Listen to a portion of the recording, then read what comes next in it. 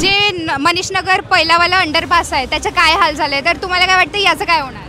नाही, आता बघू, ते जोपर्यंत पावसाळा नाही येत तोपर्यंत काही सांगता नाही येत अजून की काय याच्यामध्ये पाण्याची व्यवस्था आहे, कसं काय त्याचं ते आउटस्ट्रेच काढलेलं आहे.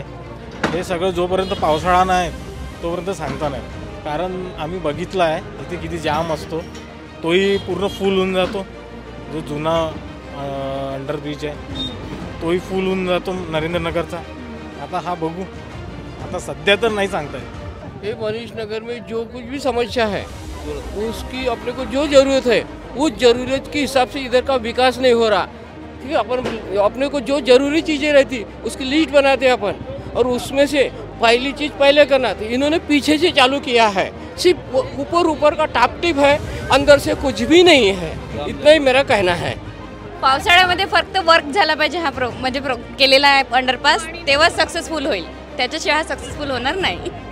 100% सक्सेसफुल राहणार, कारण की मी इथेच जवळपास राहतो आहे आणि या अंडरपासमध्ये सगळ्या जनतेची एवढी सुविधा झालेली आहे की म्हणजे अर्धा तास इथे आम्हाला वेट करावं लागेल. कारण की त्यावेळेस आता तर 4 लाईन झाल्या, त्यावेळेस 2 लाईनच होत्या रेल्वेच्या, आता 4 लाईन झाल्या, त्याच्यामुळं खूप त्रास होत होता.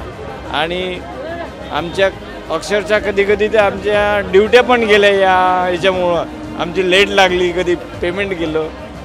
त्याच्यामुळे खूप फायदेशीर हा रोड झालेला आहे आता अंडरपास आमच्यासाठी. हा अंडरपास बनलेला आहे आता तुम्ही एका वर्षात बघाल इथे सुद्धा खूप जास्त गर्दी होणार. अजून एक अंडरपासची गरज आहे. मी म्हणतो की जे आपले जे 2 खंदे नेते आहेत, देवेंद्र भाऊ आणि माननीय नितीनजी गडकरी यांना मी अजून विनंती करतो की असाच एक चांगला सुंदर अंडरपास ते इथून बनवू शकतात. रॅडिसनपर्यंत जी संकल्पना आहे ती त्यांनी अस्तित्वात आणावी असे माझे विनंती आहे त्यांना, सगळ्या नागपूरकरांसाठी आणि सगळ्या मनीषनगरवासियांसाठी सुद्धा. नाही, हा अंडरपास सक्सेसफुल राहील याच्यासाठी की याचा स्पॅन फार कमी आहे, छोटा आहे, त्याच्यामुळे काही कंजेशन व्हायचं मला तरी चान्सेस वाटत नाही आणि 100% सक्सेसफुल होईल. त्यामुळे खूप फायदा होणार आहे आम्हाला. म्हणजे त्रास खूप होत होता त्या अंडरपासमधून जायला, आता खूप इझी होतं.